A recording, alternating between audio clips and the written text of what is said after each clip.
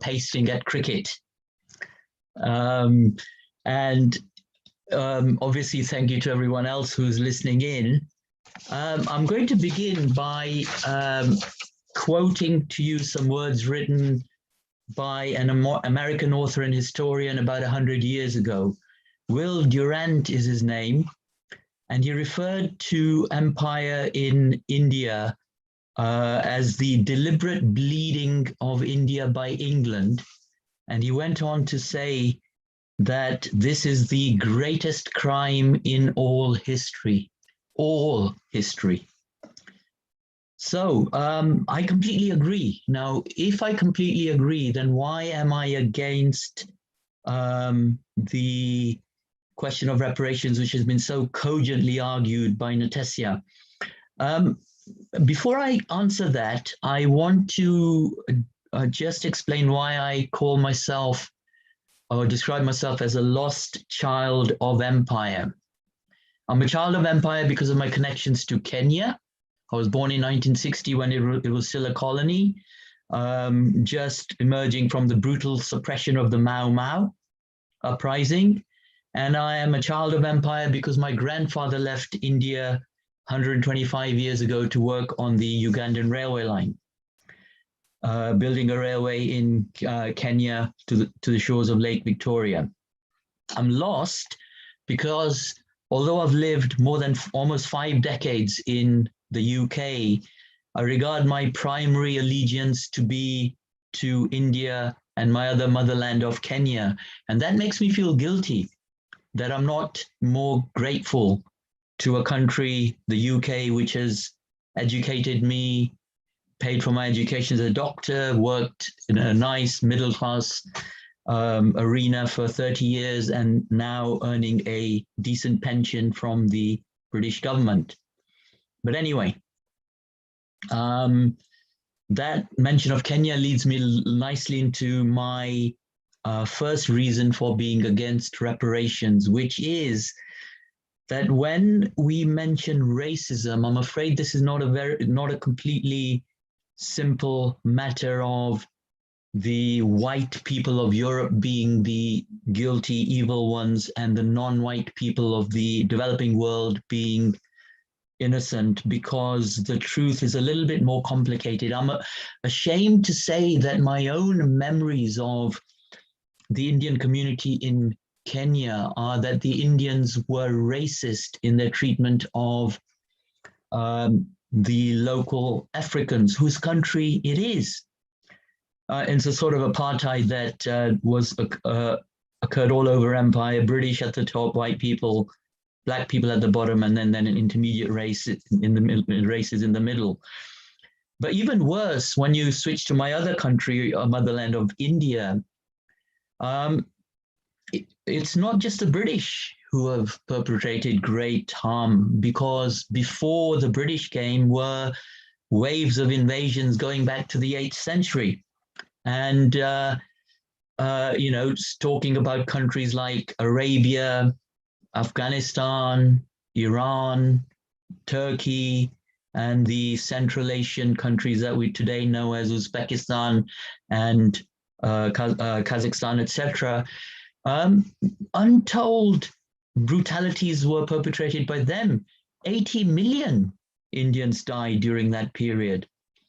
So that's the first thing. It's not going to be simple to identify who is guilty, and it could end up in this crazy situation of a lot of countries suing each other. Now, similarly, when we talk about who is guilty, then also is the question of when does it all start? How far back in time do you go before you draw a line in the sand and say that it's only after such and such a date that we will consider this issue? Why only 250 years? If you're talking about justice, why not 500 years to include all the countries that Natesya mentioned, such as Spain and Portugal? But then again, why not 1,000, 1,500 years to include all the Middle Eastern countries that I mentioned? So, you know, how far do you go back? Now, the other point briefly about why I'm against reparations is essentially the practicality of it, which is, how do you measure the harm that has occurred? Now, I know an American university only last year calculated that $45 trillion is the amount of money or wealth that was looted by Britain from India. Yeah, but that's only loot. How about, how can you possibly quantify financially the cost of millions of lives, millions? Rape, how do you quantify that? And when you look at figures such as 45 trillion, the other point then is about being pragmatic. These are unaffordable sums. And from a practical viewpoint, the reason I'm against reparations is because the only winner in all of this will be, I'm afraid, the lawyers. You know, these cases will go to the international courts. Lawyers will laugh all the way to the bank, you know, over a decade or so that the cases will be prosecuted. And in the end, a disdainful, derisive sum will be awarded, which I think is even worse than getting nothing, because it's, you know, rubbing salt into the wounds of the victims. And I have evidence for that, because quite recently, about 6 or 7 years ago, going back to my country of original country of Kenya, survivors of the Mau Mau uprising did take Britain to the courts, the High Court of England, and an out-of-court settlement was made in which £20 million was awarded to the claimants. Now, that might seem quite a big sum, but the number of claimants were 5,000. So if you do a quick sum, that is £4,000 per person, less than 4,000 in actual fact it was, which I think is insulting. Not even 40,000, probably 400,000 would have been fair per person, but it's not going to happen. You're just going to have these gestures made, which I think are really the worst outcome of all. So in the couple of minutes that I've got left, I want to answer the question, should we do nothing? And the answer is most definitely not, because this is far too serious a matter, which has been so articulately argued by Natasja, that we can't just sweep it under the carpet. So what I would say is that, of course, there is, from the viewpoint of India, there's one thing that I would want to happen under the category of non-interference of other countries. Here I want to mention that one of the biggest drivers of colonization was religious evangelism. It was the desire to convert the pesky natives, the heathens, the Kafirs, to Christianity. And when you look at, this is an important point, if you look at all the pre-Bronze Age civilizations that flourished in the world, that is more than 3,000 years ago, all of them have been wiped out except for one. You know, you look at the Americas, the Aztecs, the Incas, the Mayas, the North American, what were called Indians.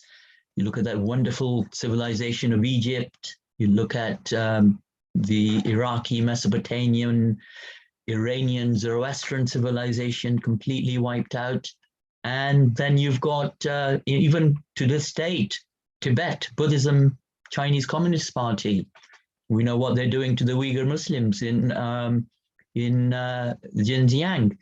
So I want to try and persuade you here that there is one good reason why the Indian civilization is the only one which has survived, and that is its original spirituality, which goes back to time immemorial, the Vedic Dharma.